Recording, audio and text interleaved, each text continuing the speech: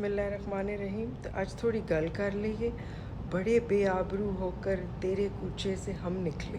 भाई आप भी कहेंगे कौन किसके कूचे से निकला। भाई ऑफ कोर्स यूनाइटेड किंगडम की हाई कोर्ट का फ़ैसला आया है, और वो भी कोई छोटे मोटे केस में नहीं।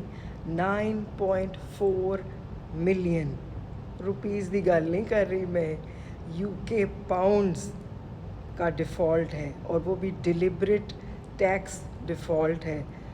और किसके नाम है? उन्होंने तो ऑफिशियल गैज़ेट में हसन नवाज़ शरीफ का नाम दे दिया। भाई वही हसन नवाज़ शरीफ जो एवनफील्ड के एड्रेस पे रहते हैं, जिसका अभी तक मनी ट्रेल नहीं मिला। लेकिन जिथे अदालतां कम कर रही होंदियां ने, उत्थे कानून की गिरफ्त तो कोई नहीं बच सकता। तो फिर आपने देखा कि his majesty's revenue and custom के डिपार्टमेंट ने जो केस फाइल किया, उसमें उन्हें गुनहगार पाया, और 9.4 मिलियन यूके पाउंड्स का टैक्स डिफ़ॉल्ट है। और सिर्फ इतना ही नहीं, HMRC के मुताबिक उनकी वेबसाइट पे टॉप 10 में नाम आया है, यानी दूसरे नंबर पे हसन नवाज़ का नाम है। और सिर्फ इतना नहीं, उन्होंने फ़ाइन भी थोप दिता, slap a fine of 5.2 million pounds. क्यों? क्योंकि 2015 से 16 तक का टैक्स नहीं अदा किया उन्होंने, और फिर उस पर उन्होंने फ़ाइन भी दे दिया।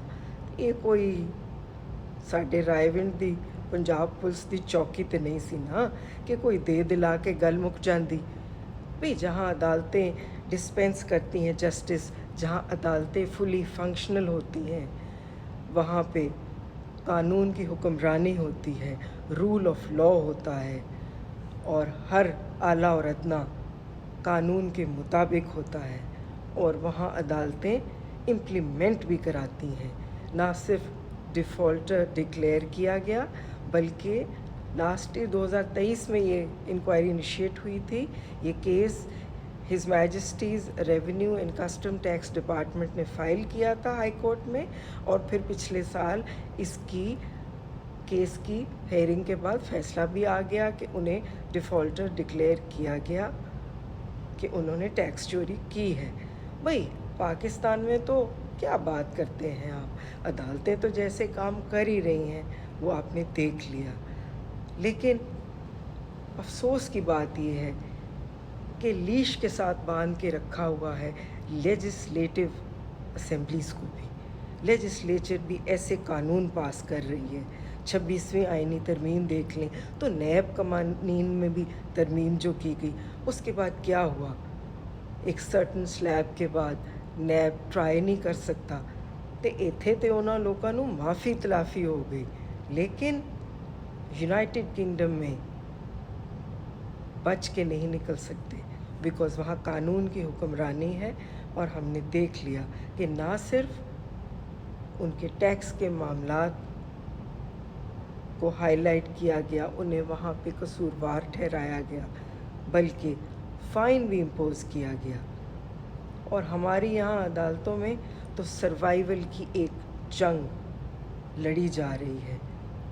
जस्टिस इजाज़ इसहाक साहब बात करते हैं तो वो कहते हैं कि बारूद से कानून की फाउंडेशंस, अदालत की फाउंडेशंस को धमाके से उड़ा देने के मुतरादिफ है।